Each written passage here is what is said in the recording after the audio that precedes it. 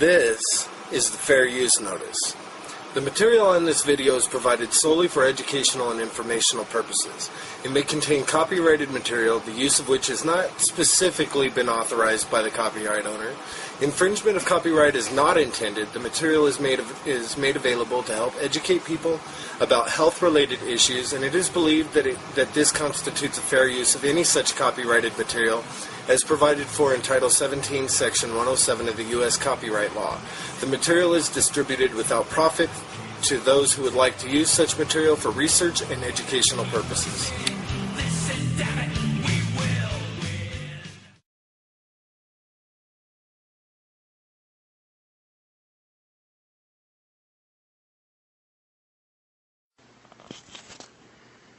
Good evening. I am father of my five. The video you are about to watch is horrifying. Now, actually, I'm trying to make light of this. I'm trying to do like a really lame attempt at Vincent Price. This probably isn't a good time for it. The video you're about to watch is horrific. You probably shouldn't be watching it. It's going to show you the truth about far too many things.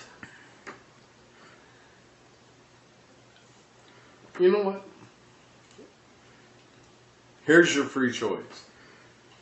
You have the choice. You have the choice to push stop on this video right now. And again, you have the choice to let it play. What you're about to see cannot be unseen.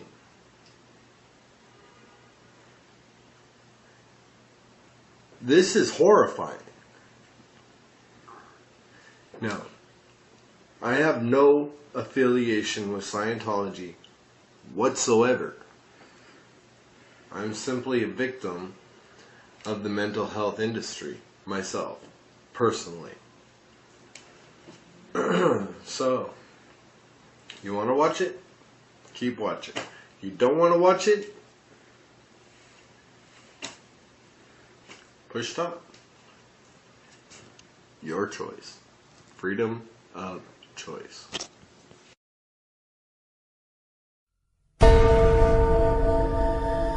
A new psychological study from the National Institute of Mental Health. Just this morning, along with his longtime psychiatrist. Circle of depression is growing wider, broader. 15% of women suffer from this disorder. Affecting over 20 million Americans. Changes that have occurred in the Abnormalities in the neurotransmitters. They've got a problem. They've got a drug. 6 million American kids take prescribed medication.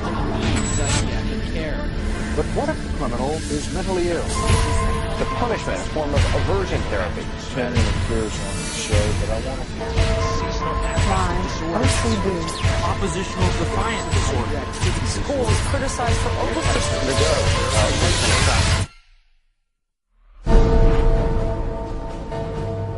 Everywhere you look, there it is. Think psychiatry has nothing to do with you? Think again. The whole field of psychiatry has gotten into every facet of your life. They basically believe that everyone is mentally ill. You smoke too much, it's a disease. You're too unhappy, it's a disease. You're too thin, it's a disease. You're too fat, it's a disease. Where are these coming from? These are coming from the minds of psychiatrists that are dreaming these things up, writing papers and getting published with their names on it, creating these new diseases. First he said that I had ADD.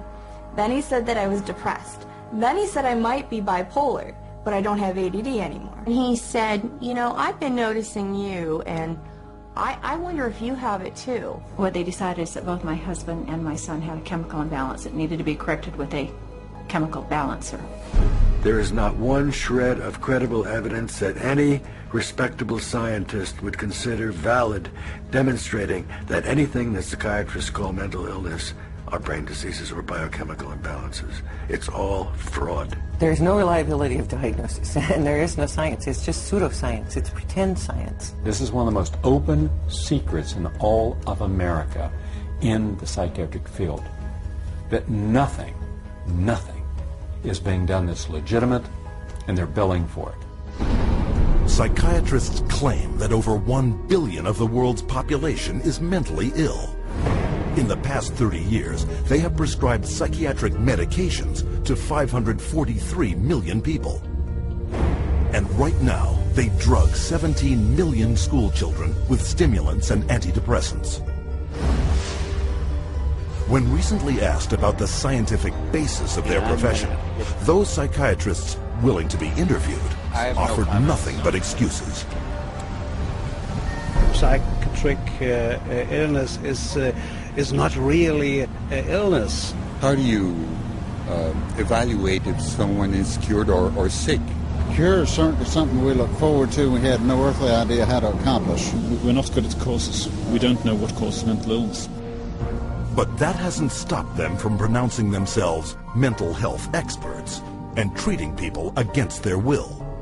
And the results? This psychiatrist, man who's supposed to work to heal people, has done nothing but destroy this man's life, and in destroying his life, destroying the lives of all of his loved ones. Excuse me. They've damaged and ruined my son, and they've trapped him in a system. The way that they treated him and made him feel like he was worthless. Bryant was being kept dumb and high on Ritalin so that they could make $2,500 per month. He gave me Valium, and I got addicted to it. It wiped out my life. My life has been ruined. My joy has been stolen. She was laying there. She took two gasps of air and died right there in front of me. It is really tragic. It's awful. And it's being done for money. That's why it's being done. Oh, it's got to be in the billions. I don't know the exact number, but it's got to be in the billions. It's just unbelievable. This is so big that it boggles the mind.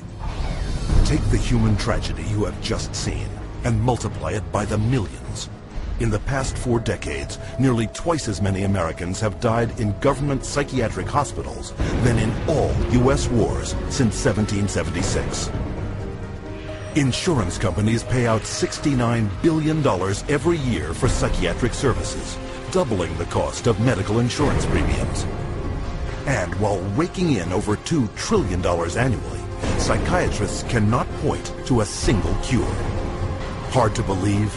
That's exactly what they count on. And as we will show you, it's how they have been getting away with it from the very beginning.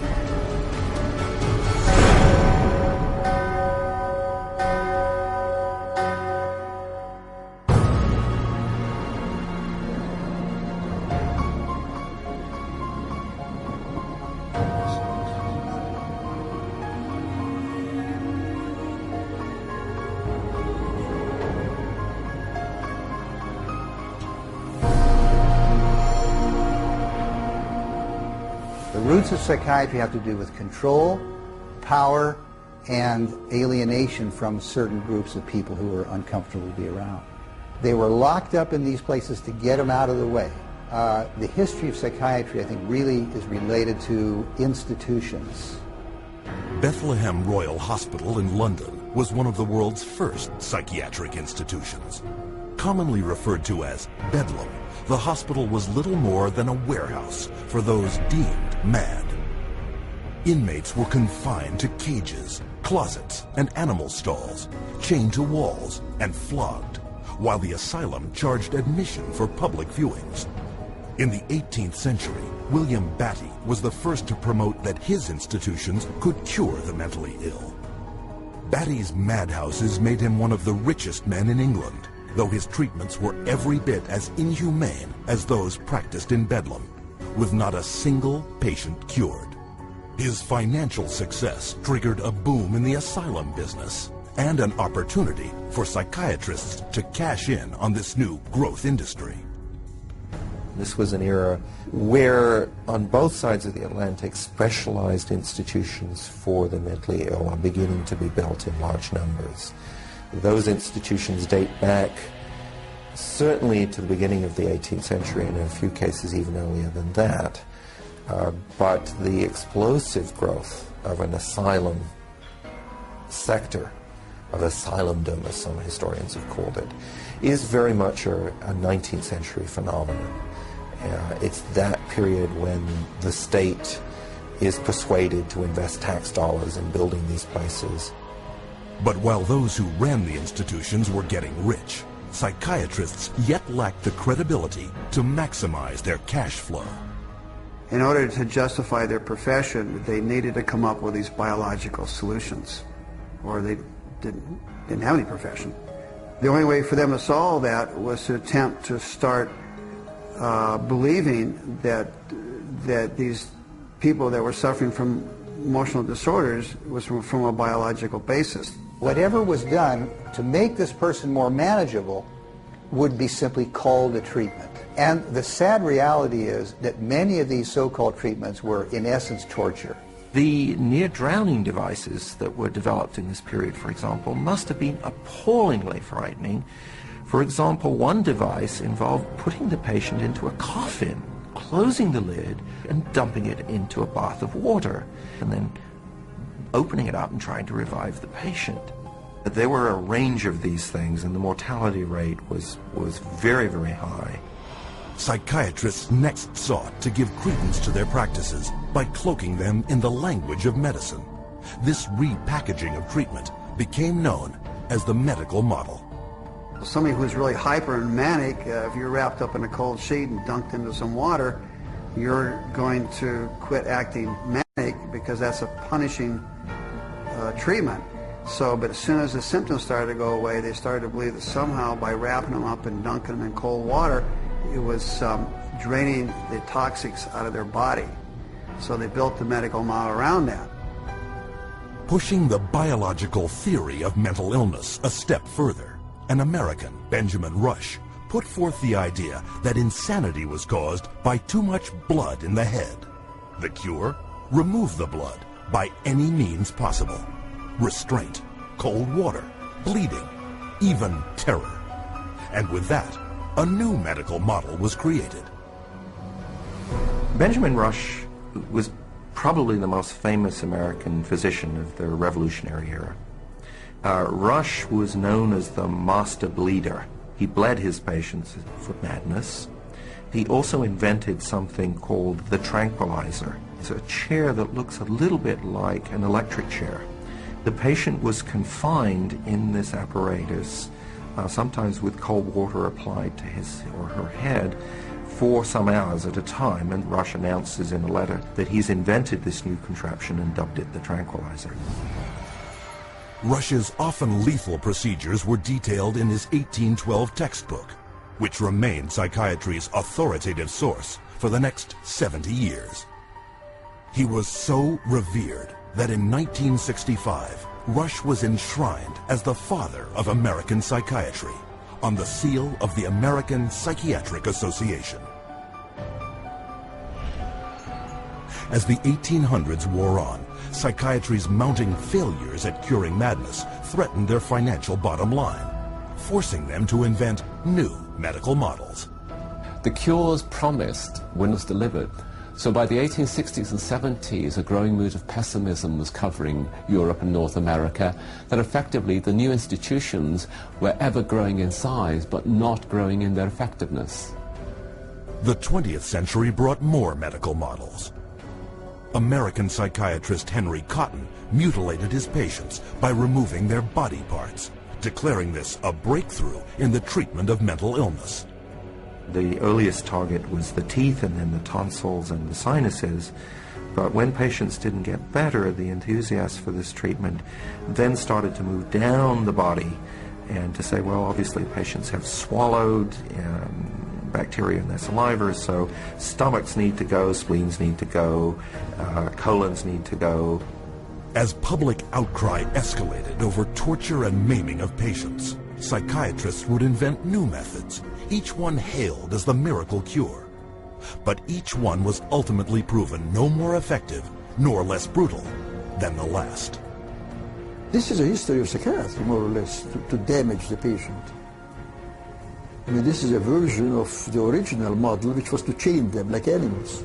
If you're doing it to somebody because you insist that they have to change, And you're going to do that by turning the screws, you might say, whether it's with medication, restraint, whatever. That's torture. And a huge part of what psychiatry has done really comes down to torture. As the 20th century progressed, psychiatry would continue to seek legitimacy by transforming itself into a medical discipline. But they succeeded only in creating more efficient ways of inflicting mental and physical torture and death. A legacy that has carried forward into modern psychiatry, with its most profitable medical model to date, the mass drugging of millions. But to do this, psychiatrists first had to shatter one of mankind's most cherished beliefs, decreeing that people were not what they thought they were.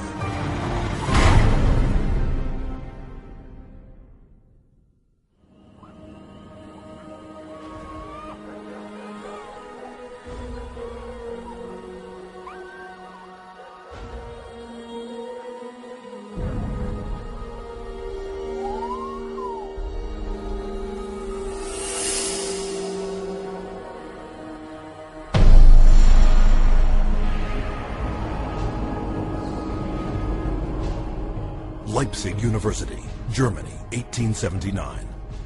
Professor Wilhelm Wundt experiments on the human senses.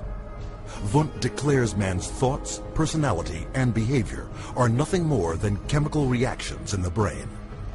Wundt became frustrated with his inability to change behavior because he was dealing with the original, psychology. That's the psyche, that's the soul. He created a new science, which was based on man being an animal without a soul, to be trained. Not to be a thinker, but to be trained. Students from around the world gathered to study Wundt's new definition of man as a soulless organism. The spirit of the age was summed up by German philosopher Friedrich Nietzsche. Gott ist tot. Gott bleibt tot. Wir haben ihn umgebracht. Following Wundt's theory, a Russian, Ivan Pavlov, conducted animal experiments seeking methods to modify behavior. Pavlov studied in Wilhelm Wundt's laboratory in Leipzig, Germany, in the late 1800s. And he experimented with dogs, with electrodes and stimulus response, denying privileges to denying rewards. And he noticed that when you brought out some food in front of animals, dogs in particular, that they would begin to salivate. So he'd ring the bell at the same time that he brought the food out, and then eventually, instead of bringing the food out, he just rang the bell, and of course the dogs got all excited. He called that a conditioned reflex. Pavlov's first human subjects were children. He punched holes in their cheeks to collect and measure their saliva. Pavlovian conditioning became one of the major foundations of a lot of behavioral science research in the 20th century. The idea that behavior could be controlled through repetitive conditioning became known as behaviorism. The behaviorists believed that all children are animals and can be trained as animals. This was the view of behaviorists. As a matter of fact, John Watson, the most famous of the behaviorists, says that you have to treat human beings or look at human beings the way you would look at the ox you slaughter. See, the behavior is not interested in what's up in your head or your soul because they don't believe there is a soul. Watson's successor, Harvard psychologist B.F. Skinner, believed all behavior could be manipulated to suit whatever ends the behavioral psychologist was seeking.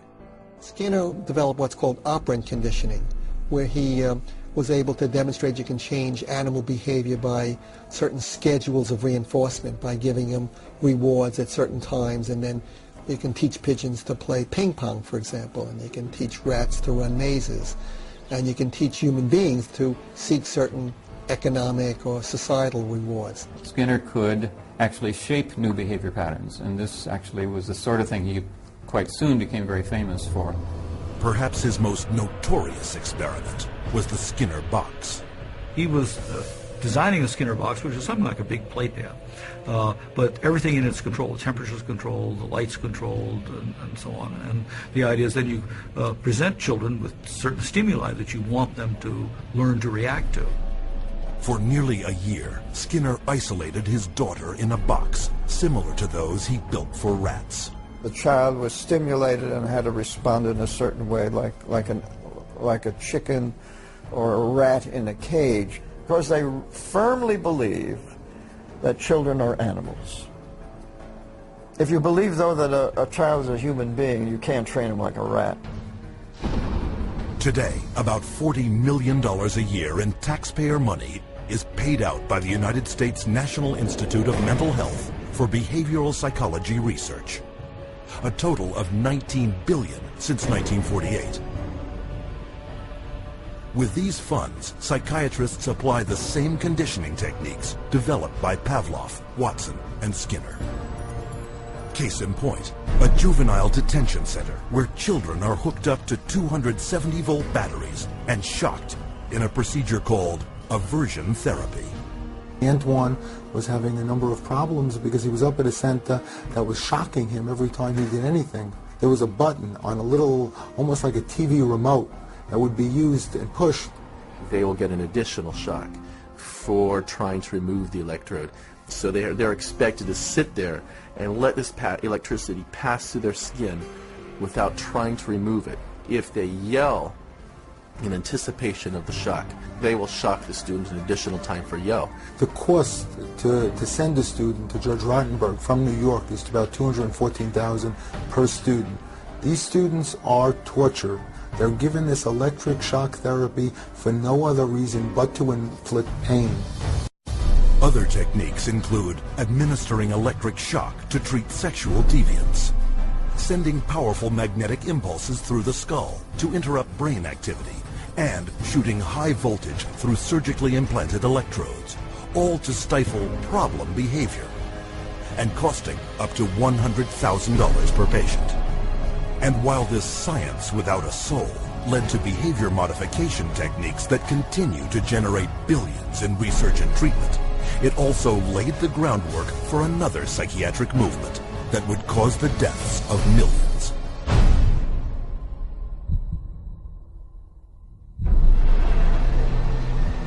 January 1945. As World War II comes to a close, the full horror of Hitler's final solution is exposed, with grotesque killing factories unparalleled in human history, mass graves filled with corpses of men, women, and children, murdered by starvation, bullets, and poison gas. What could drive men to commit such atrocities against their fellow human beings?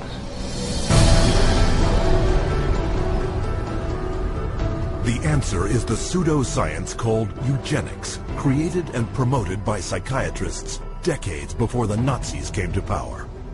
The eugenics movement got started in 1883 with Francis Galton, and he felt that human beings should take evolution in their own hands, and that the most talented individuals, the most healthy individuals, the most attractive individuals should have more offspring. There was great concern that people that they considered had poor genes were reproducing faster than the people they considered had good genes. They felt that a medical solution might be the proper one. This is what led to the sterilization movement. It resulted in sterilization of mentally ill people, sterilization of retarded people, sterilization of people we don't like politically and sociologically. So the problem is not with genetics. The problem is a pretend phony genetics used to justify inhumane social policies. Though never proven as anything but theory, by the early part of the 20th century, eugenics had spread to almost 30 countries, from England to Brazil, Mexico, Sweden, Russia, and most notably, the United States, where forced sterilization was widely practiced. The eugenics movement in Germany was somewhat different than the eugenics movement in the United States in that there were many more physicians and psychiatrists. Alfred Plutz was one of the pioneers in the German eugenics movement and how to control the population of those whom he considered inferior. In 1905, along with his brother-in-law, Ernst Rudin, he established the first organization for racial hygiene. Alle Nationen haben sich mit einer außergewöhnlich großen Menge an minderwertigen Schwachen, Kranken und Verkrüppelten abzugeben. Durch kluge Gesetze über Sterilisation würden wir auch in der Lage sein, den vernünftigsten Weg der Zeugung herbeizuführen. Hitler was particularly impressed by American eugenicist Madison Grant. Grant's book, The Passing of the Great Race, was proclaimed by Hitler as his personal Bible.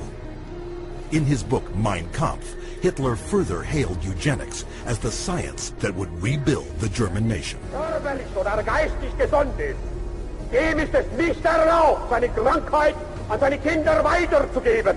Das Recht auf persönliche Freiheit wird durch seine Pflicht, die Rasse zu beschützen, eingeschränkt.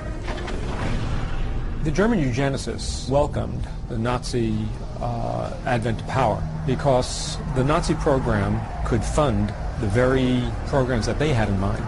The Nazis gave them political support, financial support, and conversely, the psychiatrists gave the Nazis a medical justification for their genocidal policies. Something like 40% of German psychiatrists had joined the SS by 1933. They weren't forced into the SS, they just joined it naturally, because the beliefs were very, very similar. Rudin and his work led directly to the decision to move from sterilization to murder. Their plan was simple.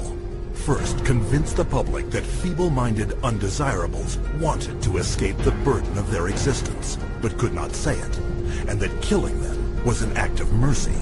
Then extend the definition of inferior to include Jehovah's Witnesses, Jews, gypsies, homosexuals, all unworthy of life. Psychiatrists produced propaganda movies known as the Nazi killing films, shown in all 5,300 theaters throughout Germany. Geisteskrankheit ist als ein Erbübel eine der größten Gefahren für die Volksgesundheit. Irrtum ist, dass sich solche Kranken glücklich fühlen und am Leben hängen. Sie haben überhaupt kein Daseinsbewusstsein. Wer von ihr befallen wird, dem ist die schwerste Last des Schicksals auferlegt. Ein Dasein ohne Leben. It first started with passive violence, which is starvation. It then intensified to lethal injections, and finally it developed into systematic gassing and cremation. Their headquarters were established in Berlin under the infamous codename T4. T4 program was named after Tiergarten 4, which essentially resulted over a period of time in the murder of about 70,000 people who were deemed mentally retarded, emotionally distraught, or physically handicapped by the Germans. They were called life unworthy of living. The killing, piloted in psychiatric institutions across Germany, then moved into the concentration camps, with top German psychiatrists as the executioners. Paul Nietzsche, the T4 director, declared, Das Aussortieren in den Konzentrationslagern lief etwa genauso ab wie in den Nervenheilanstalten. Und mit selbigen Erfassungsbögen. 6 million Jews died in concentration camps and as a result of Nazi extermination policies. Rudin congratulated Hitler for making his, that is Rudin's, 30-year dream come true. After the Nazi surrender, an international court of justice was held to put psychiatry on trial for its war crimes. But American psychiatrists, fearing a permanent blow to the future of psychiatry, stepped in by shifting the blame onto a handful of German psychiatrists. There were some doctors who were prosecuted, but very few. Ernst Rudin returned to Switzerland at the end of the war. He did not serve any prison time. One of the strangest things of all about the legacy of Nazi science is that some of the nastiest psychiatric eugenicists at the end of the war went back to work either in Germany or sometimes in the United States. What began with a psychiatric plan to eliminate undesirable humanity had now spread throughout the civilized world and was responsible for the murder of 11 million people. Never brought to justice, psychiatrists, as you will see, continued to advance eugenics around the world. And today, we see the results. In racism, human misery, and unending social conflict.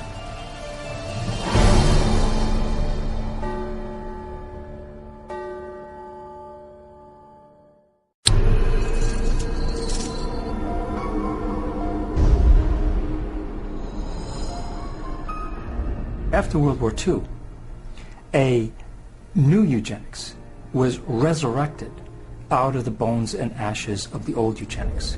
The eugenics movement has been at the forefront to establish a new scientific racism that justifies oppression and exploitation and racism. In fact, racism is inseparable from the roots of psychiatry. The entire history of psychiatry, beginning with scientific conclusions that were made in the 1830s, was an effort to prove the intellectual inferiority of African Americans. Benjamin Rush is the father of modern psychiatry. And he is the one that gave us the term nigritude. He said that all blacks have inherited this disease. And this particular disease, it caused them to be inferior. In addition to that, it was the reason why it was very important that blacks remain segregated and separate from whites so that whites did not inherit this disease. Asserting that negritude was a form of leprosy, Rush justified segregation as a medical necessity.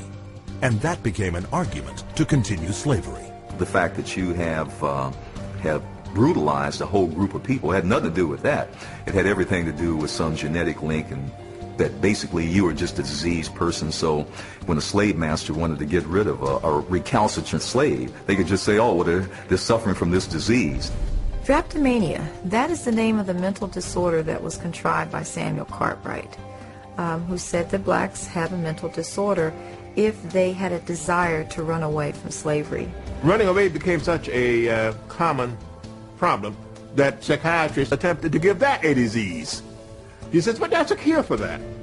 And the answer was, the question was, well, what's the cure for that? Frequent whippings, frequent whippings. You'd be surprised how that disease clears up when the lash is put in place of their excuses. After slavery was abolished, psychiatric racism not only persisted, it intensified. The American Journal of Psychiatry officially proclaimed that Negroes, as descendants of savages and cannibals, were ill-prepared for higher civilization, while their pseudo-science eugenics stepped up its racist activities. There is a clear and long and intimate connection between the eugenics movement and the Ku Klux Klan.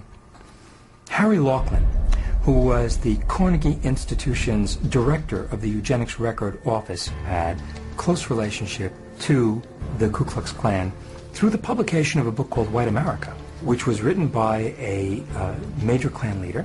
So Laughlin wrote a glowing review of the book in the Eugenics News, and at the same time you have the Ku Klux Klan using eugenics to justify their racist goals.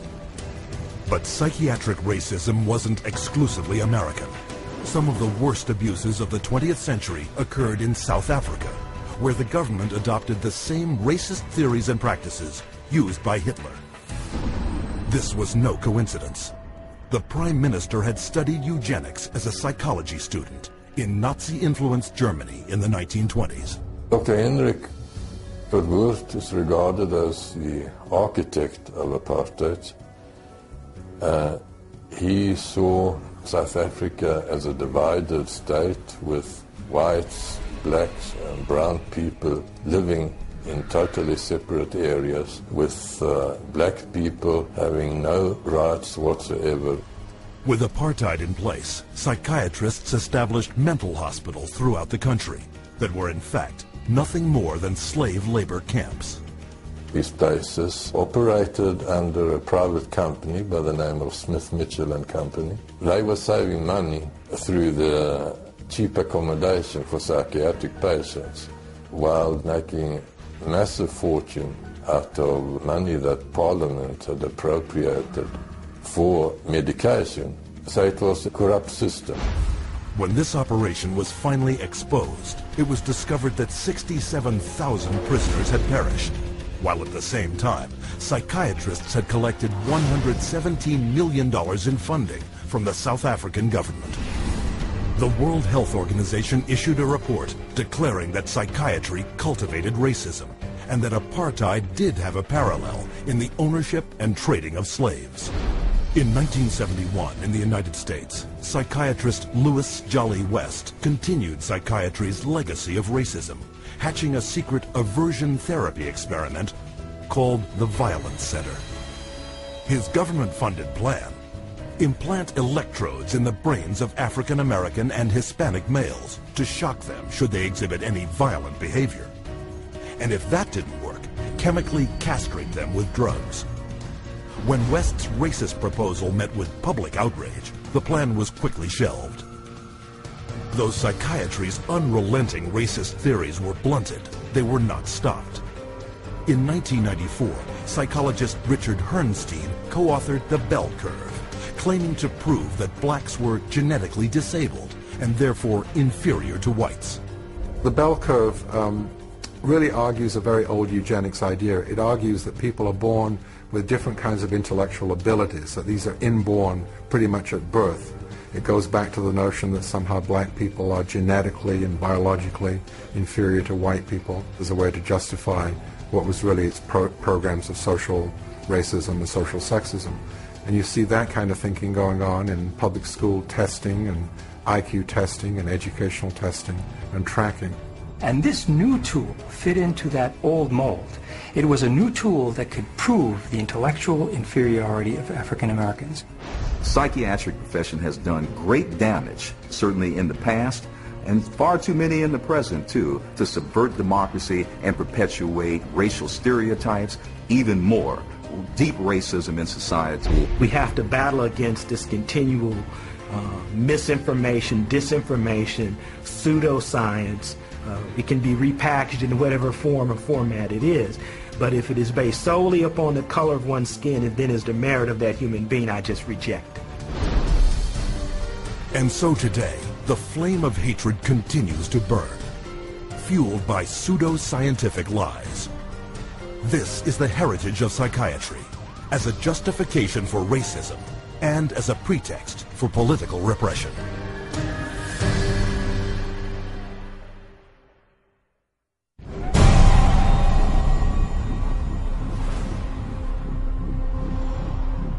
Быть верными коммунистическим идеалам, убежденно, с революционной настойчивостью, претворять в жизнь ленинский завет, учиться коммунизму, трудиться самоотверженно, по-коммунистически, всей жизнью своей, утверждать на земле дело Ленина, дело партии, клянемся!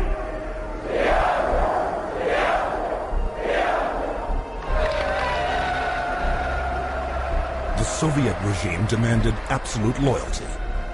Those who did not toe the party line were considered dissidents and labeled enemies of the state. With no more than a whisper to the secret police, they would vanish into one of these special psychiatric hospitals. Despite the risks, these so-called dissidents put their ideas of freedom into action. Я вел жизнь тайную, конспиративную. Никто не знал, что я это делаю. У меня была маленькая подпольная типография, и я стал делать листовки. While others considered themselves loyal Soviet citizens. Я, например, считал, и уверенно считал, что я один из лучших советских людей. Когда уже даже меня арестовали и написали особо опасный государственный преступ, я рассмеялся. Я при нем, при этом же самом нынешнем генерале, рассмеялся. А он меня вызывает психиатра на утро. According to Soviet psychiatrists, they all suffered from inflexibility of convictions, a symptom of a new disorder, sluggish Вот когда добьешься, тогда я заявлю. Так, до конца пей. Детей, ну, просто я буду с ним. Ребят, не заставьте его.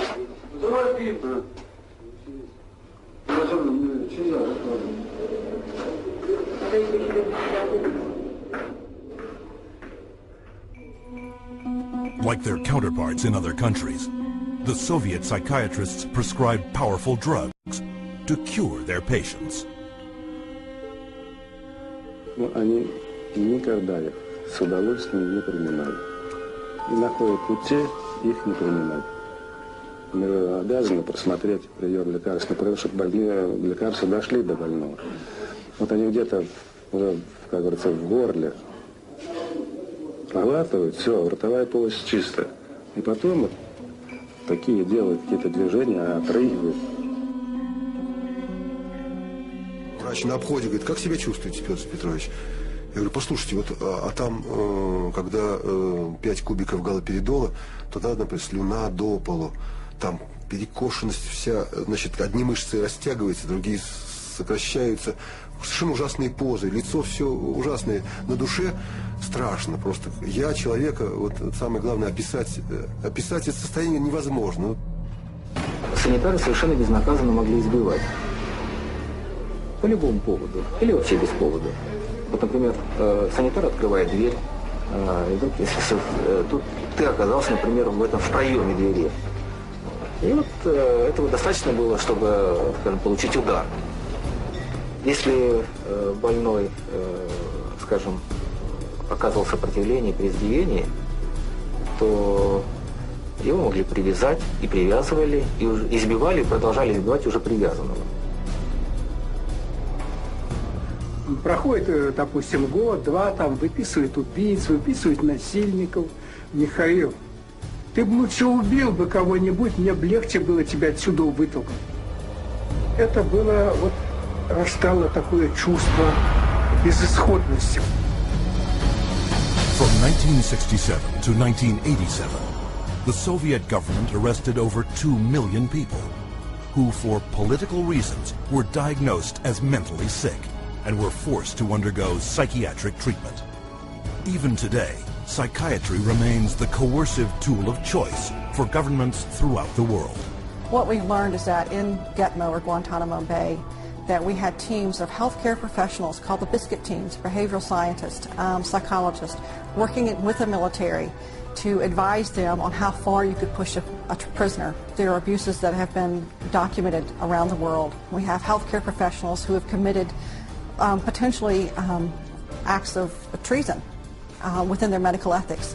And there's nobody supervising that. There's nobody making them stand accountable to their medical ethics. But psychiatrists have never reserved physical and mental torture exclusively for political prisoners. Throughout history, they have repackaged it and sold it to the public as therapy.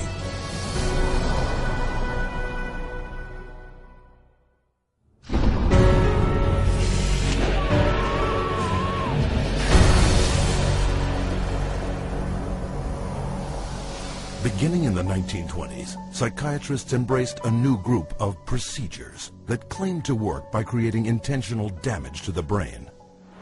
Manfred Sokal had this notion that he could kill just the bad brain cells, that somehow we have good brain cells, we have bad brain cells. So if you give people enough insulin, you kill those bad brain cells, and if the person survived this epilepsy, they would be better off for it. Despite convulsions that caused severe spinal cord injuries in 40% of the patients, Sokal pointed to their childlike state and declared his treatment a success. Hospitals built insulin wards, and coma therapy became big business. Not to be outdone, Ladislaus von Meduna of Hungary believed he could drive out mental illness by inducing brain-damaging seizures with a drug called metrazole. He noticed his epileptics had no mental health problems, and his mental health patients, his psychiatric patients, seemed to have no epilepsy, and so he thought doing one would obviate the other. The theory was that epilepsy and schizophrenia couldn't coexist in the same brain, and that if epilepsy was induced, that a seizure was caused, it would, quote, drive out the schizophrenia. There's no scientific basis for this whatsoever. Metrazole was fast and lucrative. In a morning, a single psychiatrist could chemically shock 50 patients into a docile and manageable state. By 1939, metrazole was so popular with psychiatrists and staff, it was used in 70% of American hospitals and in almost every other country in the world.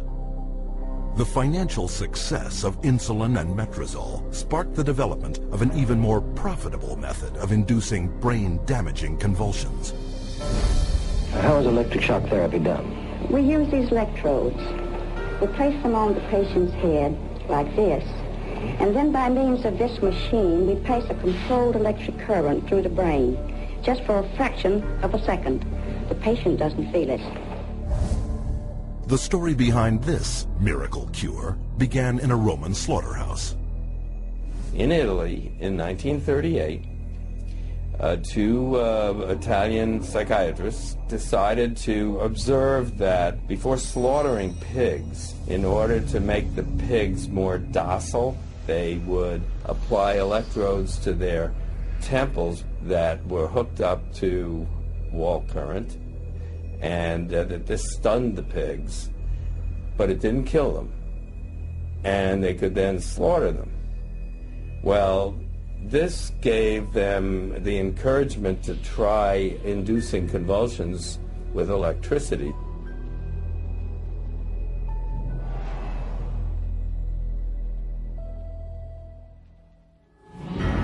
We would see teeth falling out, broken spines, bones knocked out of joint, broken bones, and people even getting internal organ damage from being restrained while they were having these uncontrolled writhing seizures, convulsions.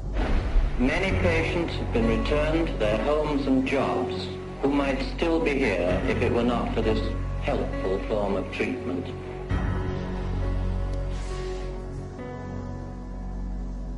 Having successfully sold brain damage as a cure, psychiatrists search for even more precise ways of targeting the brain. This was jump-started in 1848 when an explosion blew a steel rod straight through the head of Vermont railway worker Phineas Gage. While Gage survived, his personality was dramatically altered. 70 years later, Portuguese neurologist Igaz Moniz would try to obtain a similar result by drilling into a patient's skull and squirting pure alcohol directly into the brain, killing the tissue of the frontal lobes. Moniz called this new procedure a lobotomy. Dr. Walter J. Freeman would become lobotomy's most infamous practitioner. He discovered he could do it faster without having to drill through the skull. There was no anesthesia, and he would just lift up the eye and stick nothing more than an ice pick right into the brain, right under the orbital bone, and then just rake the thing back and forth until he was satisfied that he had caused enough disruption of brain tissue, and then pull it out. Freeman traveled the country in his lobotomobile, hacking apart his patients' brains on stage, or sometimes right there in the vehicle. And he would pull up and offer lobotomies to people, get referrals from the local doctors, or sometimes people didn't even go through doctors. They'd go right to the lobotomobile, and he would just do the brain-damaging procedure right there. By the time his surgical privileges were revoked after his last patient died on the operating table, Freeman had performed or supervised over 3,500 lobotomies, more than 25% of which, by his own admission, left his patients in a vegetative state. They lobotomized 1 million people in the 40s and the 50s and beginning of the 60s until they came to the conclusion that this was a destructive treatment. But though the stories of miraculous cures were soon exposed as brain-damaging frauds, psychiatrists kept one step ahead, inventing new forms of psychosurgery, passed off as medical advances. I completely shudder from head to toe. And that's what I heard in my head when he drilled something in my brain. Northwest, actually, the centre home. So I had to do that. Yeah, why did you have to do that? I went, oh, funny, and Did my you? head all shook inside. Oh dear. Oh, my head shook inside. Yes, all right. Every everything's shut because the eyes, everything they see. That was grievous bodily harm done to my brain. And nobody has the right anyway to play God with somebody's brain. The whole operation took about 8.5 hours. And they kept me awake for every second of it. And I remember every second of it. And I still remember it to this day because I have this operation every day of my life. Whether I like it or not, I have it. Psychiatrists still tout the benefits of lobotomy, a treatment that earns them $31 million annually. But in the wake of lobotomy's tarnished reputation, psychiatrists were quick to push electroshock back into the spotlight. Renaming it electroconvulsive therapy, they now give patients anesthetics to squash their screams and paralyzing agents to avoid watching the writhing of agony. The main misconception that people have about ECT is that it's new and improved. The new and improved refers strictly to these cosmetic improvements because, in fact, they make it easier on the witnesses. The person isn't shaking all over the table. They're paralyzed now. It isn't new. It isn't improved. It is worse. Every 10 years or so, there tends to be, first of all, a denial that it causes any harm. Secondly, an acknowledgement that it might have caused harm, but here's a whole new approach, and now this one is blameless, without any research to back it up. The ECT machine can produce anywhere from 50 to 400 volts. It's the kind of energy that we use for industrial machinery that might be in a steel mill or a printing press, some large piece of machinery. It's an extraordinary amount of energy, and it causes a great deal of damage.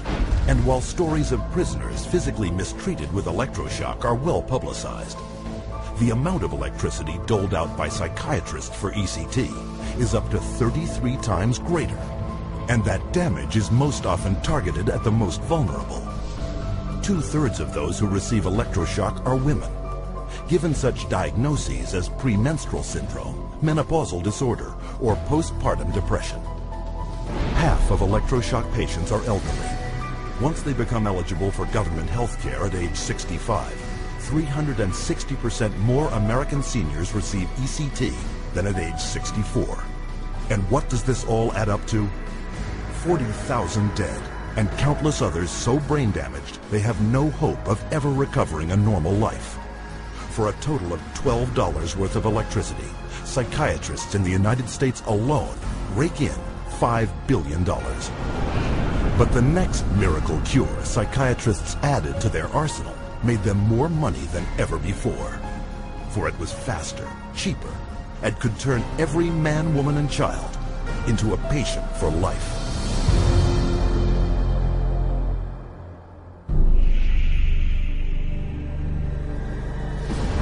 By the early 1950s, psychiatrists discovered their next miracle cure. A chemical originally designed to kill parasites in pigs, their new discovery hindered brain function in much the same way as shoving an ice pick into the eye socket. It was an old treatment in a new disguise.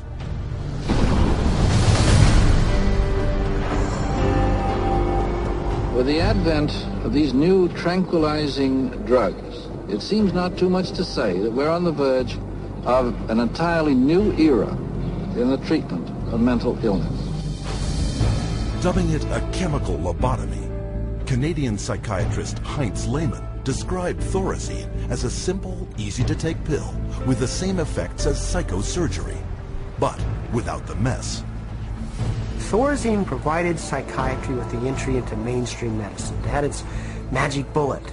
If I'm a psychiatrist and I have to spend an hour talking to someone in psychotherapy, there's only so much I can charge for that hour. But if I can come in, give you a pill, and send you back out in 15 minutes or 10 minutes, that's a much more efficient use of my time monetarily. What psychiatrists didn't tell the public was that thorazine caused a crippling neurological condition known as tardive dyskinesia.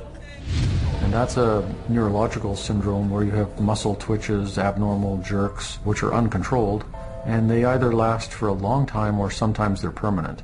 So that's very clear, very well recognized long-term or permanent brain damage from these medications.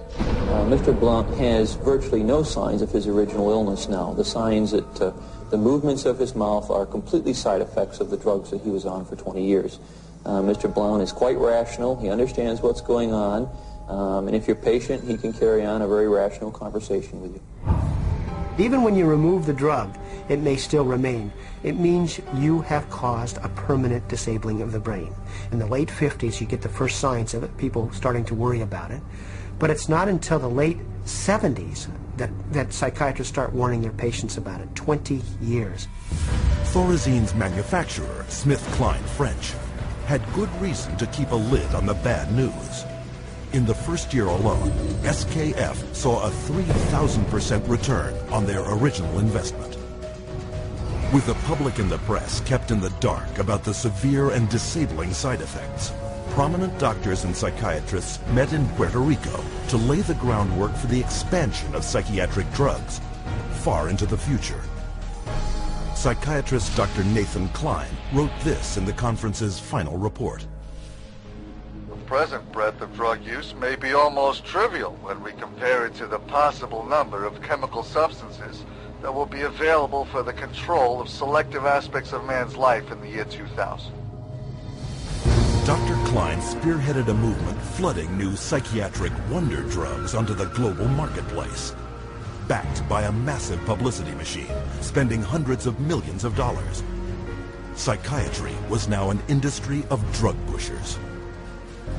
By 1970, the American Psychiatric Association was so dependent on drug company money that 30% of its annual budget came from pharmaceutical advertisements in its official journals. So we had money flowing to trade organizations, we had money flowing to the doctors, and to their journals. Well, we all know that that is going to influence how they think. The majority of National Institute of Mental Health and National Institute of Health scientists are getting more money from drug companies on the side than their tax-based salary. With so much money to be made, all psychiatrists needed was a scientific theory to justify it. Their solution? An official report declaring that all mental problems derive from a so-called chemical imbalance in the brain, requiring drugs to correct. This chemical imbalance is one of the greatest fallacies ever foisted upon patients and the public. There is no chemical test to show an imbalance related to any psychiatric disease, whether it's depression, anxiety, what have you. The chemical imbalance is for the benefit of the psychiatrist. It has to be there so that psychiatrists can treat it. But fraudulent chemical imbalance theories could not hide the mounting evidence of common and terrifying side effects, such as akathisia. Akathisia is like an extreme inner nervous agitation. People describe it as wanting to crawl out of their own skins. And this happens with great frequency, and it is absolutely, totally well understood to be associated with suicide and violence and homicide. After years of these reported side effects, and cases upon cases of violence, self-mutilation, and death, in 1991, health experts, legislators, and the public finally forced the FDA to order an investigation. I know with absolute certainty that if Charles had any idea of the side effects of Prozac, he would never have taken it. I had two sons, David Lee, age 8, Billy 16, the wife 20 years, all gone. I'll tell you why. After being on Prozac for 21 days, my wife shot and killed both of these two boys right here.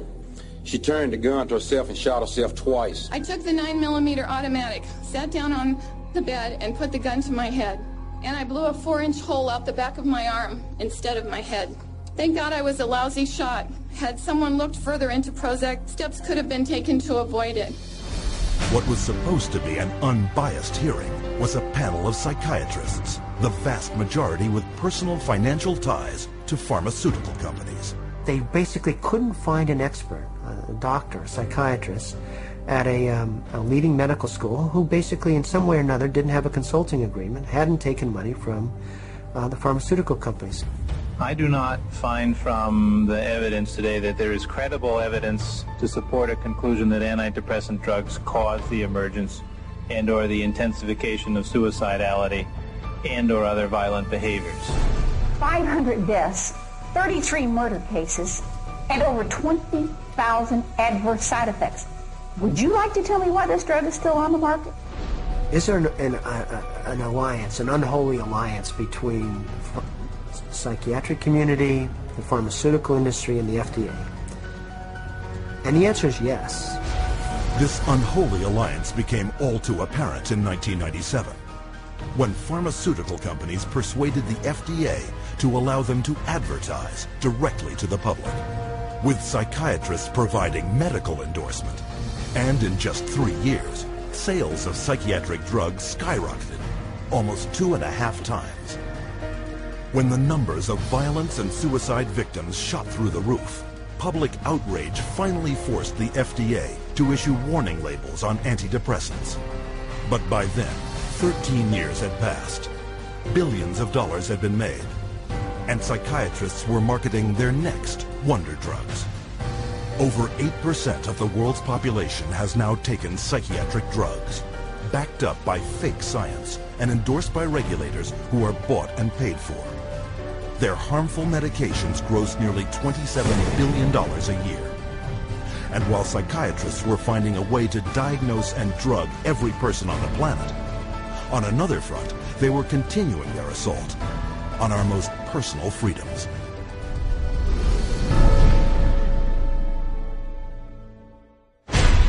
Psychiatrists demand the absolute right to determine what is best for the so-called mentally ill. After all, the mentally ill are crazy and unable to evaluate their own treatment.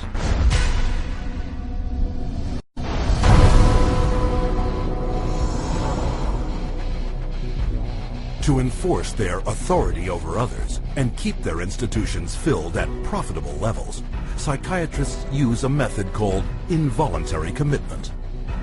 When you go to a real doctor, say a family doctor or a cardiologist, a patient always has the right to refuse treatment. So there is no such thing as involuntary treatment when it comes to clinical medicine as practiced by real doctors. Psychiatrists, of course, believe that people can be treated against their will. In 1956, psychiatrist Winfred Overholser presented a plan to Congress intended to take involuntary commitment to a whole new level. The plan: purchase 1 million acres of Alaskan wilderness, build a huge mental asylum, and change the commitment laws so that anyone could be shipped off with no more than a simple nod from a psychiatrist. The bill sailed through the House of Representatives, but when the public caught wind of the plan, they became enraged, referring to it as Siberia, USA. The bill was quickly struck in the Senate. But while the death of the Siberia bill put a stop to their large-scale plans, involuntary commitment still remained the most effective and profitable method for filling psychiatric institutions. Again, the person has committed no crime and has no trial and is sent directly to a mental hospital, which is really a prison. How many people go to an insane asylum and say, please lock me up? Doctors don't lock up anybody. Psychiatrists lock you up. Even children can be taken from their parents with little legal recourse. They just invaded our home. They came in with officers. Our kids were scared. You know, they come in with pieces of paper and say, you're giving us your kids. And it's like, you know, how can they just come in and do that? She said, you could be arrested for medical neglect. And I said, but how is that when, you know, this is my child? And I see that he doesn't need that much medication. Why would you threaten me with something like that? At 10 p.m., 2 policemen and 2 social workers came to my house and took all 4 of my kids away. Once committed to psychiatric hospitals, patients are drugged and restrained. The more a person objects, the more this objection is construed as symptom of a mental illness. At which point the person would be locked up in restraints. There would be the ankle, the knee, the waist, the head, the wrist, and the shoulder restraints. And if when that process was happening, if there was almost any resistance at all, the person then would be medicated to a point where they would almost be knocked out. We had one case where they actually took a patient in a seclusion room and beat him up. Then they lied about it to the services that investigated. So it's a pretty wide range of abuse issues that we've encountered. Psychiatric staff provoke their patients into violence so they can bill insurance companies up to $1,600 a day for each restrained patient. A patient would resist diagnosis, resist treatment, and also want to leave treatment while they were at the hospital. And invariably, every time, that person's situation would be exacerbated until they were put in constraints and medicated, at which point there would be documented reasons to keep that person in treatment. The burden of such claims is passed directly to the public in the form of soaring healthcare premiums. As for their victims, the experience is traumatic and even lethal. 16-year-old Rochelle Claiborne died in Laurel Ridge's care last August.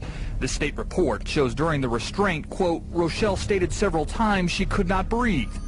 In almost all respects, the staff behaved appropriately, followed the standards. By taking advantage of weak or vague restraint laws, psychiatrists and their staff are almost never held criminally liable for assault, battery, and murder. He begged me to take him home, take him out of there, that they were treating him wrongly, and he didn't want to stay there. And I got a call that there had been an accident, that they held him down until he couldn't breathe anymore. I wish I would have listened to him, take him out of there before it had happened. And then I miss him every day. And I wish I could have him back, but I can't. To this day, no one has been charged for the child's murder. The elderly are a prime target for psychiatric abuse, with treatment of senior citizens in mental institutions costing private and government insurance over $29 billion a year. Unwarranted commitment has occurred that wouldn't have occurred if the people hadn't had insurance. The proof of that pudding is generally in how fast they get out once the insurance runs out. Involuntary commitment is a form of psychiatric slavery, where persons are treated as if they're property and they are deprived of liberty, and people are making money in the process. As long as we have involuntary malhospitalation, psychiatry is a prison work. It's a crime against humanity. It is not medicine. Every minute of every day, someone is involuntarily committed to a psychiatric institution. And if you think this is something that can't happen to you or someone you know, think again. Every 75 seconds, someone in America has been committed against their will. And with over $1 trillion allocated to U.S. hospitals since 1965, psychiatrists have carved out for themselves a lucrative commercial enterprise, hidden behind a dubious interpretation of the law. But all too often, psychiatrists commit crimes too blatant to be ignored.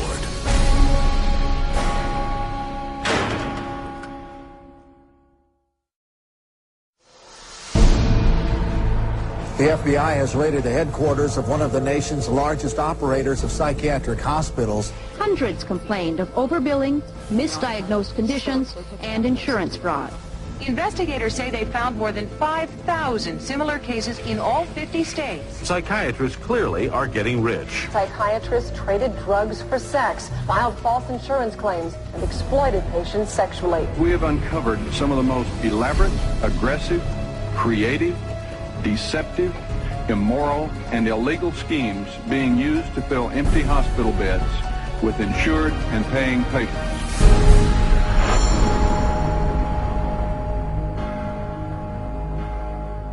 Every psychiatrist takes an oath to follow an ethical code of conduct, to put the care of their patients above all else.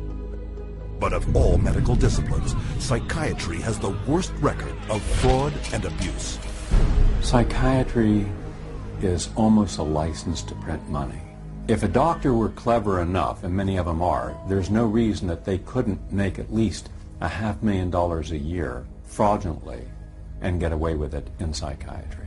I don't purport to have deposed every psychiatrist in Las Vegas. I can tell you for a fact I haven't. Maybe I've deposed half. And by and large, they were a dishonest, deceitful, lying bunch of people. So prevalent are their deceptive and criminal billing practices. Insurance investigators have slang for it, like the California wave and the $100 handshake. $100 handshake is when usually a patient is institutionalized. Psychiatrist, psychologist will visit that person, shake hands with them, say, hello, I'm Dr. So-and-so, I'm taking care of your problem here, and then leaves. They might have 10 or 20 patients there. They bill an hour for each one, and they might be in the hospital for a total of 30 minutes. So 20 patients, 20 hours, and they'd send the bills off to Medicaid. We see that most of the victims of recovered memory therapy were women who had excellent health insurance, whether it was government insurance or private insurance, because many insurance policies wouldn't pay for this kind of long-term nonsense. So those people were targeted because of the nature of the insurance that they had. Every year, the U.S. psychiatric industry defrauds government and private insurance of $40 billion, using any means possible to deceive the public. There were some advertisements, very seductive advertisements, for people wanting to lose weight and were having problems losing weight. And they would be given, all expenses paid to go to a particular spa. But when they got to this spa and went in and signed in, it wasn't a spa, it was a psychiatric center. And then they couldn't get out. What instead they received massive doses of mind-altering drugs, and they were kept for a lengthy period of time, and their insurance carrier was billed tremendous amounts of money for something that was unnecessary. But their lies go beyond the psych ward and into the courts, whereas paid witnesses, they will say anything to collect their fee. A psychiatric expert who will have one opinion in one scenario and a completely opposite opinion in another scenario based on which law firm or governmental agency is paying for his time. The psychiatrist, on one hand, will tell the public that suicide can be prevented, but will go into court and tell a jury that suicide cannot be prevented. And then once you show his prior inconsistent statements, you also show that he is paid very well by pharmaceuticals, then the jury says, you know what, we're not so sure about you because you just lied to us. Add to the greed, dishonesty, and avarice their sex crimes. Accounting for only 6% of the physicians in the country, psychiatrists commit 1/3 of the sex-related offenses committed by doctors. It has happened so often that by the mid-'80s, the insurance companies who insure physicians across America started writing sexual claims out of the policies altogether. That's how common it was. The system was so broken that more than 25,000 complaints had been registered, but nothing acted upon. When a psychiatrist has a patient, a female patient, and abuse them sexually, there's a very high probability they'll get away with it. I've seen many cases where the mental health professional becomes very disturbed and is using very strange and odd treatments, and that can go on for many years with no one finding out about it because it's not very public. It's quite private. Things happen behind closed doors. Tragically, their sex crimes often involve children. Case in point, Dr. C. Markham Berry. On the surface, a well-respected member of his community. But all that shattered when he was arrested on child molestation charges.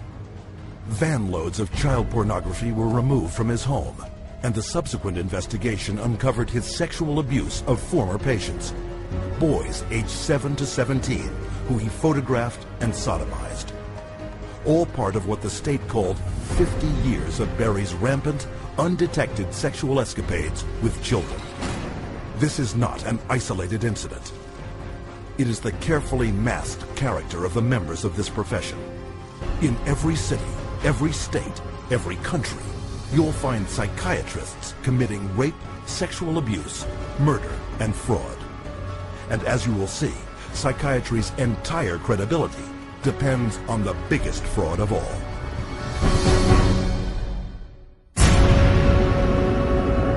I was diagnosed with a chemical imbalance, manic depression. They diagnosed me with having ADD. They told me I had conduct disorder, ADHD, mild depression, major depression, manic depressive, borderline personality disorder, compulsive disorder, anxiety, depression, and schizophrenia, ADHD, sleep disorder, identity problem disorder. There's no such thing as mental disorder. A mental disorder is whatever someone says it is, and if the person saying this is a mental disorder has enough power and influence, then people believe, oh, that's a mental disorder. But you can't have power or influence without credibility. So psychiatry manufactures its own. It's based on a grab bag of checklists for disorders that are published in a book called the DSM, which is the Diagnostic and Statistical Manual. There are no statistics in this book, by the way. That just makes it sound more scientific. They create this cluster of disease, and they get together and they vote. Is this a disease? All in favor, say aye. It's marketed as a scientifically based document. Now, the American Psychiatric Association, which publishes the DSM, do a lot of work to create an aura of scientific precision around the DSM, but it's not scientifically based. Since the first edition of the DSM, the number of mental disorders voted into psychiatry's diagnostic manual has grown to 374. And with each new disorder, psychiatrists create yet another way to defraud the public. If you have 27 ways to bill in the DSM, that's 27 ways to bill. If you have 300, that's 300 ways to bill. So you can pretty much find anyone walking on the street that could fit into a DSM somehow. When you build an insurance company, you can't say the word. You've got to say a number. And they have numbers for the most ridiculous things, you know, like arguing with your mother or peeing in the bed. Adolescent rebellion disorder is an official psychiatric diagnosis. Arithmetic learning disorder is an official psychiatric diagnosis. General anxiety disorder is a recent diagnosis. For each one, there is a 5-digit code with a decimal point. Now, the implication of that is if I have illness 403.16, that's different in some important and scientifically proven way from someone who has 403.17. And nothing could be further from the truth. Incredibly enough, while presenting the DSM to the world as scientific fact, psychiatrists freely admit its utter lack of science. We have no diagnostic reliable markers for almost any illness there is in the DSM. What we're testing for in psychiatry, it's hard to say because there's nothing specifically. But as far as a test that's clinically useful, basically we're not there yet. We don't have any laboratory tests that we can use to determine whether somebody does or doesn't have a mental illness. There are no good biological tests for detecting mental illness. There is no test, there's no biopsy you can do. There is no chemical test right now. There are no specific tests to confirm the diagnosis or show the improvement, like any blood tests or any x-rays or anything like that. Oh, in my practice I don't do any tests. I just speak with people and listen to them, and then I make a decision in what kind of illness. These diagnoses vary as widely as the psychiatrists who make them. In this hidden camera footage, a person visited several different psychiatrists, complaining of the same symptoms. I'm extremely unorganized, and I didn't used to be. It's caused problems in the family. It's caused problems getting, I'm self-employed. You've got ADD, ADHD, you're depressed, and your depression is bipolar depressed. If you have a brain chemistry disorder, it's probably genetic. You have a lot of the symptoms of depression. So it seems like it is a mixed picture. What that means is like we got some depressive symptoms and some, high symptoms. If you're bipolar, I'll need to give you a mood stabilizer. We don't know. I kind of doubt it. It's considered low-grade bipolar. You are more of the ADD than ADHD. And as far as medications for depression, because I would recommend that you start a medication, which are Prozac, Zoloft, Paxil, Celexa. Usually Propylene XR is pretty good. I'll give you some Lexapro in the morning and some Trazodone at night. Lamictal is a better medication for that. It works on your depression also. But the treatment for any bipolar cycling is the same. The lithium, Remeron is another one. Trazodone, Segretol, Wellbutrin, Lexapro, Lamictal, Equatroid, Depakote, lithium. Ambien. You may need an antidepressant also with your Lamictal. We don't know if I give you a medication if it is going to work or not. To a certain degree, it's trial and error. You never know if it's the right drug. How many people have I cured? Well, there are no real cures right now in psychiatry. I have cured none of my patients. We're always challenged by our lack of knowledge. I mean, in fact, we don't know what the causes of mental illness are. Most mental illnesses, we do not know the cause. Of course, it would be nice to know exact reasons of disorders, but maybe in the future. I'm the Director of Research at the American Psychiatric Association. We don't know the etiology of really any of the mental disorders at the present time.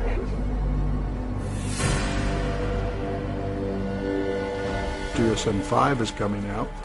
It's grown to 10 times its original size, and it labels everybody. I could find 5 diagnoses that would fit you or anybody else. Compare this to the research methods of pathology, a real science that discovers real diseases using a wide variety of precise diagnostic tests. We do millions of laboratory tests as well as the structural examination and the microscopic examination.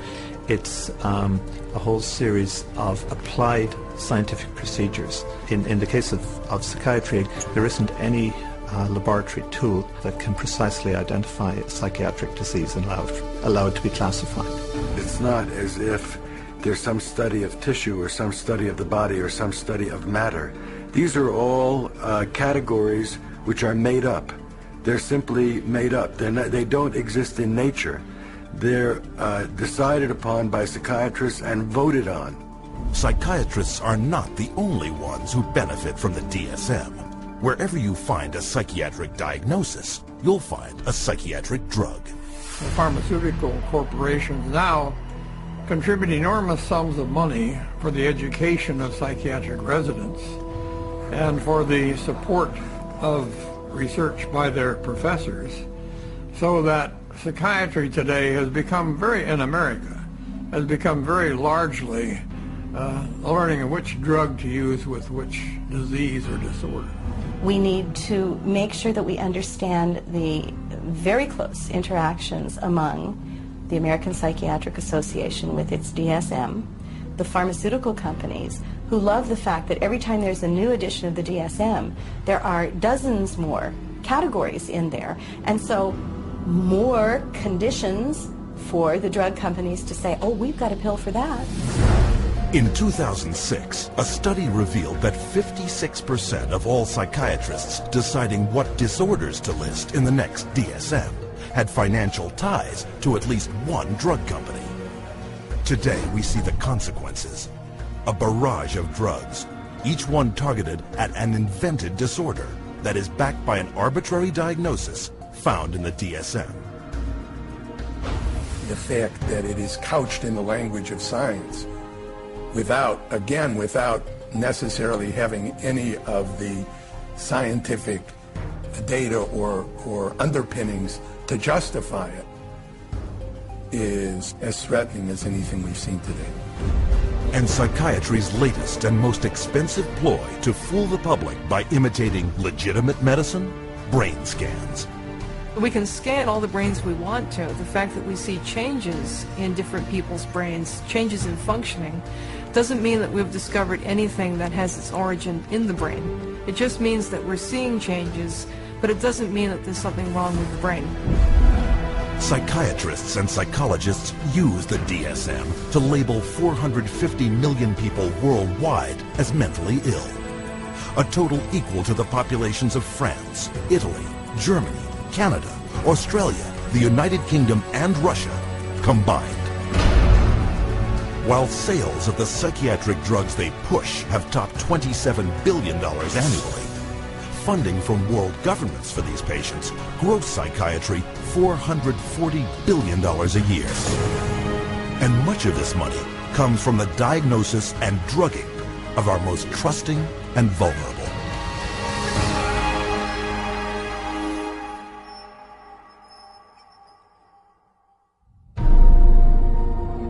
We have swallowed all manner of poisonous certainties fed us by our parents and school teachers. If the race is to be freed from its crippling burden of good and evil, it must be psychiatrists who take the original responsibility.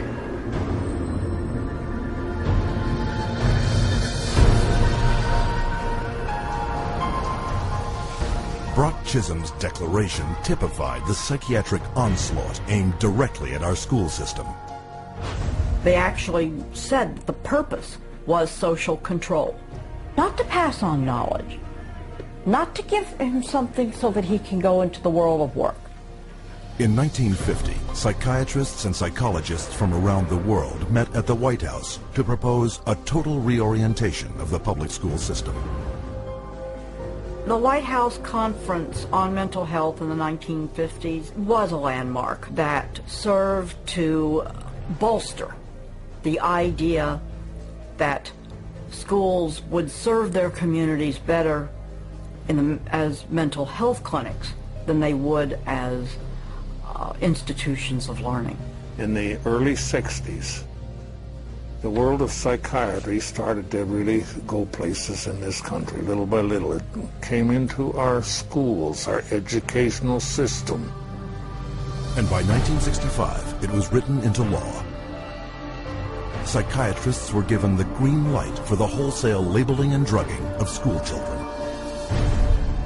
A child is labeled ADD or ADHD the minute he can't sit still for a 10-15 minute period of time, or he talks constantly or ignores the teacher completely. That will get him and earn him an ADD or ADHD label. The labeling of attention deficit hyperactivity disorder, ADHD, went into full swing in 1987.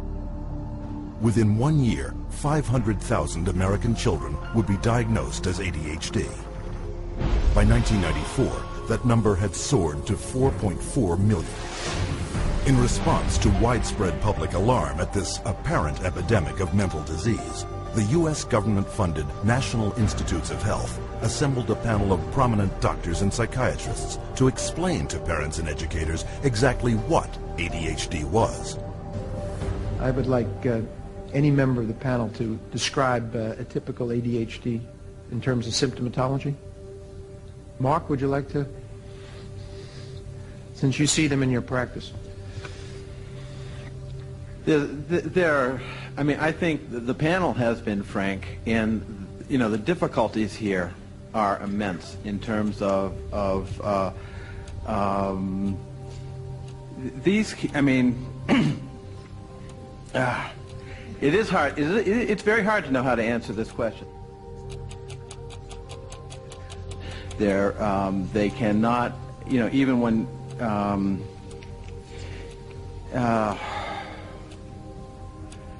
they are as if driven by a motive. There are some good clinical descriptions.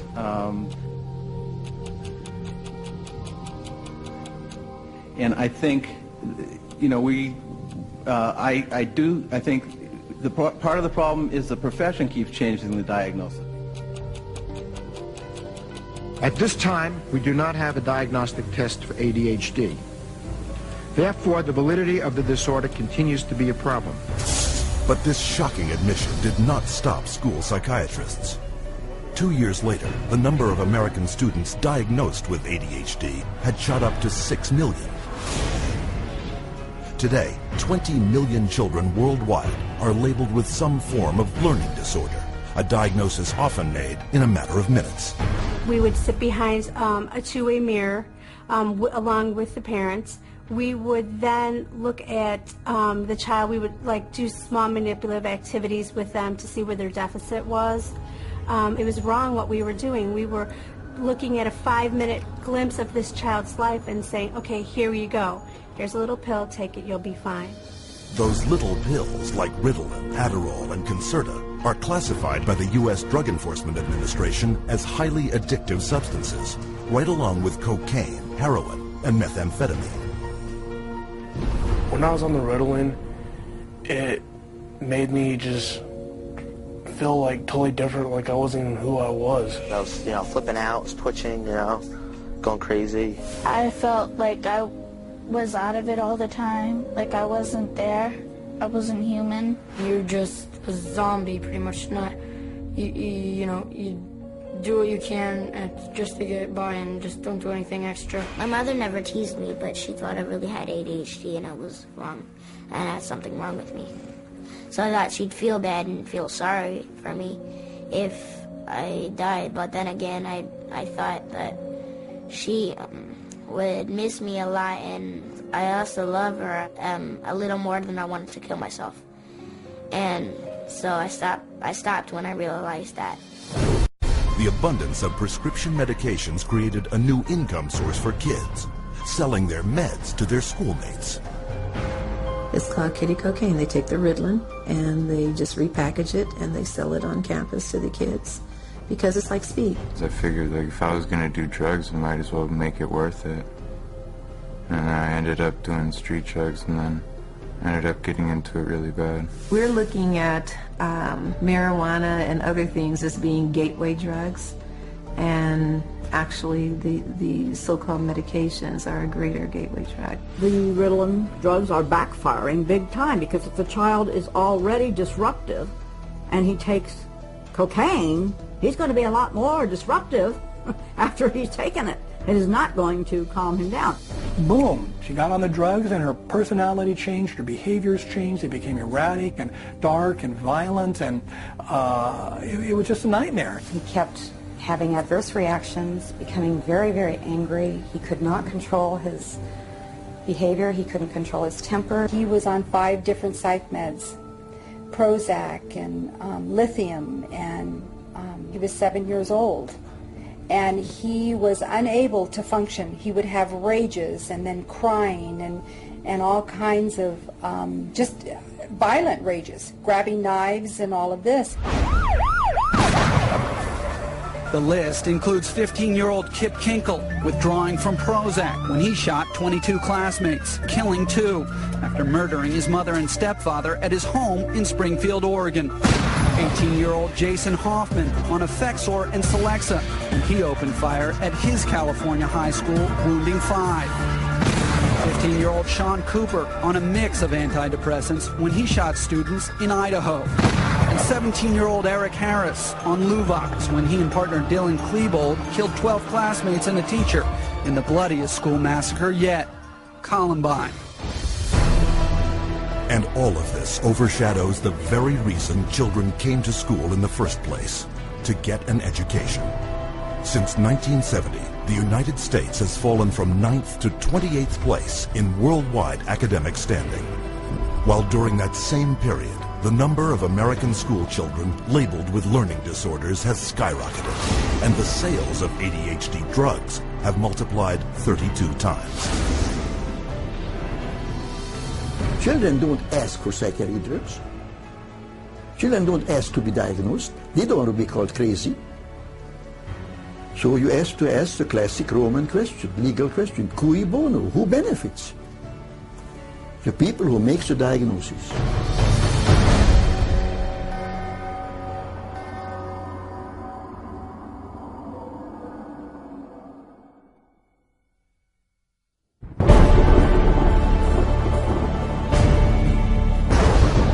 Psychiatry should actually go into government, that politicians should listen to psychiatrists. Psychiatrists should be in every parliament and should direct and monitor political activities.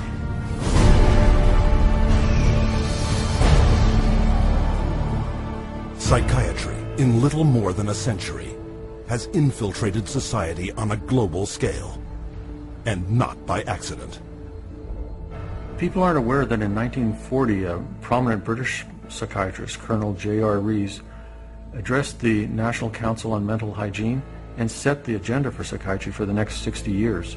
Since then, psychiatrists have been given authority in nearly every sector of our society, with tragic results. We must aim to make it permeate every educational activity in our national life. Public life, politics, and industry should all of them be within our sphere of influence. We have made a useful attack upon a number of professions. The two easiest of them, naturally, are the teaching profession and the church. The most difficult are law and medicine. Rees's colleague, psychiatrist G. Brock Chisholm, co-founder of the World Federation for Mental Health, later expanded upon psychiatry's plans. To achieve world government, it is necessary to remove from the minds of men their individualism, loyalty to family traditions, national patriotism, and religious dogmas. To implement their master plan, American psychiatrists convinced the U.S. Congress that mental illness was a national threat that only they, with vast increases in funding, could solve. And thus began massive U.S. government expenditures for psychiatric research, which have climbed from $1 million a year in 1946 to $1.4 billion today, an increase of more than 139,000%. As psychiatric influence spread across America, it also spread throughout the world. Behind crisis after world crisis, you'll find the handiwork of psychiatry. Example, Serbian psychiatrist Jovan Raskovic, who demanded the ethnic cleansing of Croats and Muslims because of his firm belief in their racial inferiority. The result, Bosnia in the 1990s, where Raskovic's colleague, psychiatrist Radovan Karadzic, and Prime Minister Slobodan Milosevic established Balkan concentration camps, where the mass torture, rape, and murder of the innocent happened once more. One military psychiatrist explained how it was done. C'est très difficile tuer millions de personnes. C'est très difficile, techniquement difficile. Les Allemands étaient bons techniciens et ils ne pouvaient pas, ils pouvaient seulement 6 millions de Juifs exterminés. Ils massacrent, par exemple, 100 ou 200 de personnes, ou violent 100 femmes et 100 jeunes filles, pour que les autres sont effrayés et échappent. Alors vous avez le terrain pur. With century-old Pavlovian conditioning, coupled with modern-day mind control techniques, psychiatrists and psychologists can turn average men, and even children, into mass murderers. You could train them to use firearms indiscriminately. You could train them to shoot people with very little feeling or thought. You could train them to use abusive and brutalizing procedures in order to obtain information with no hesitancy, with no concern. This is how terrorists are created. In the wake of 9/11, Osama bin Laden was characterized as the mastermind behind the attacks. But the acknowledged brain trust and commander of Al-Qaeda is Ayman al-Zawahiri, educated in psychology and pharmacology at the University of Cairo, and the author of the Al-Qaeda training manual on the use of coercive psychiatry. And orchestrating the terrorist bombings in Madrid, Abu Hafiza, another Al-Qaeda operative, relying on those same techniques to manipulate the minds of men. You can implant memories. Memories are potent sources of motivated behavior. If you implant enough memories of specific kinds, you can shape and change the nature of human thinking and feelings. And it was thought to be a kind of ultimate weapon, because what greater weapon could there be than control of the human mind? You can control minds, and you can move people around, particularly when you control their lives. It's easier to control their minds. When we look at psychiatry and psychology, social control is the primary agenda. And that agenda is being put in place throughout the world right now. using mental health screening campaigns fed to the public under such innocuous sounding names as Teen Screen. The national government is actually encouraging it and wanting to test every single kid in our public school system. All children are put under this kind of a test for psychiatric evaluation, a 10-minute test that tells them absolutely nothing. I predict that upwards of 90% of all the people screened will be diagnosed as having a psychiatric disorder, which means that we'll have an entire generation that will be a perfect profit center. The man behind the Teen Screen program, psychiatrist David Schaefer, consultant to the U.S. Department of Defense. They're not just screening children to have complete control of the 52 million children in school. They're screening now, and that bill, they will screen their parents, and they will screen all adults in America. The idea of mass screening for mental illness in the American population, run by a government initiative, is one of the scariest ideas I ever heard of. Psychiatry is politics, has always been politics. It is politics pure and simple, because psychiatry was always the application of force against people who don't want to be forced. It's a sad thing, and parents better wake up. Society better wake up, because we're in serious trouble if they don't. Psychiatry's master plan to infiltrate all sectors of society is becoming a reality. We don't have an epidemic of mental illness. We have an epidemic of psychiatry. Something can and must be done about it.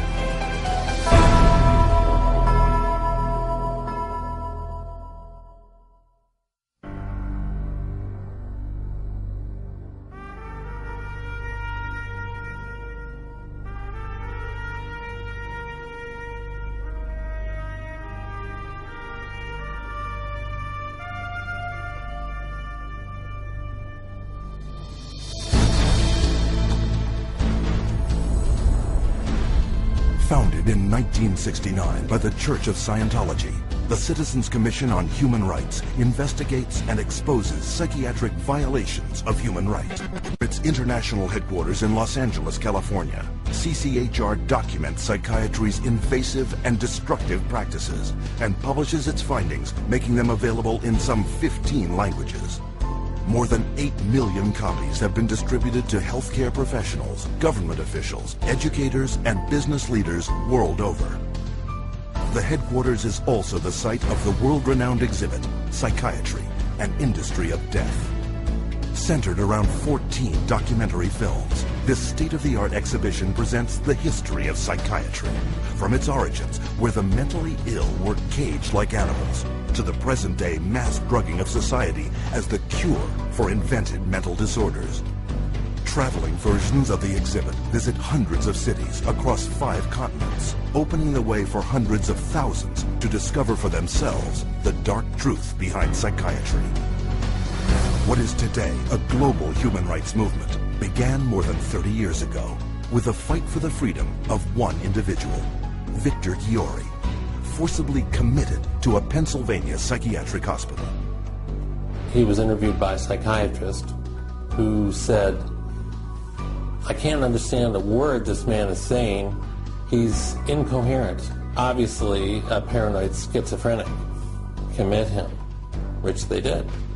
Now, he wasn't babbling incoherently. He was speaking Hungarian. We filed a lawsuit against the hospital. In the middle of the case, the doctor, who is the head of the hospital, stands up and he says, "We want nothing more to do with Victor Ghiori." The release of Victor Ghiori was the first of thousands of cases throughout the world, helped by CCHR. CCHR challenged involuntary commitment laws throughout the United States and internationally, and what we found was that people were being incarcerated without any legal rights. They had no right to an attorney. They could be drugged, shocked, lobotomized without their consent.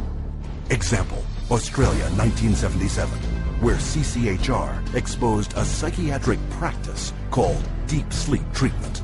Patients were being knocked unconscious with a cocktail of barbiturates and other psychiatric drugs, and they were being subjected to electroshock treatment daily, sometimes twice daily, without their knowledge. deep sleep treatment had led to 48 deaths. It was CCHR that investigated it, exposed it, and fought for over a decade until deep sleep treatment was banned. In South Africa, CCHR exposed psychiatric camps where mental patients were kept and brutalized and then farmed out as slave labor.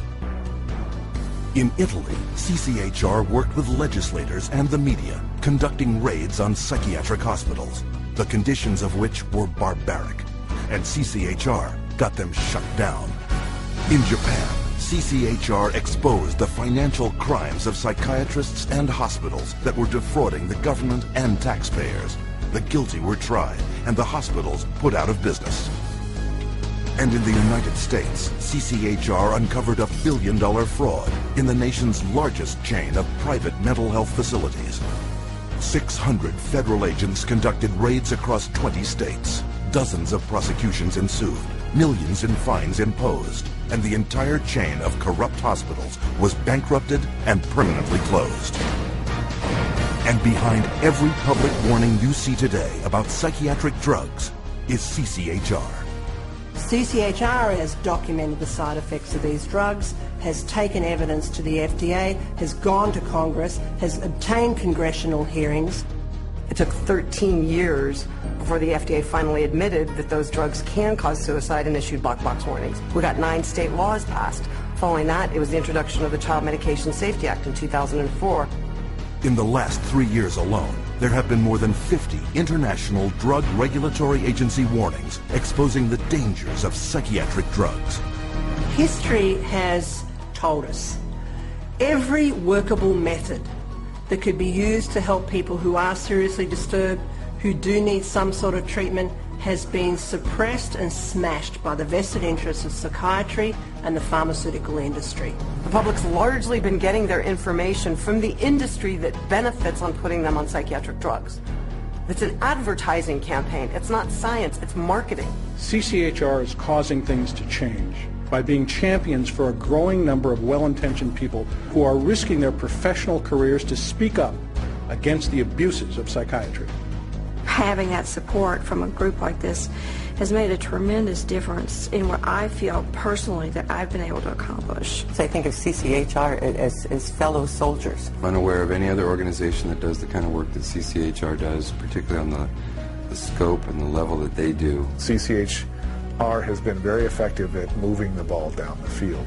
One at a time, one state at a time, one legislator at a time. CCHR has had the resources to be able to teach and have legislators become more aware of what the problem with the psychotropic drugs are. CCHR has researched the issue. When you need the facts, you go to CCHR.